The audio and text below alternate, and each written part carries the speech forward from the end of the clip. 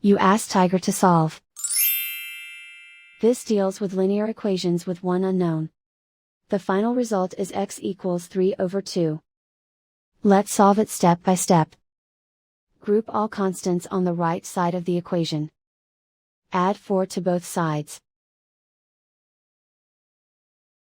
Simplify the arithmetic.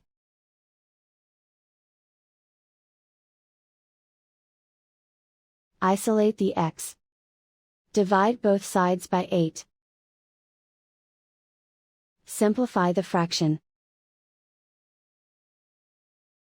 Find the greatest common factor of the numerator and denominator. Factor out and cancel the greatest common factor.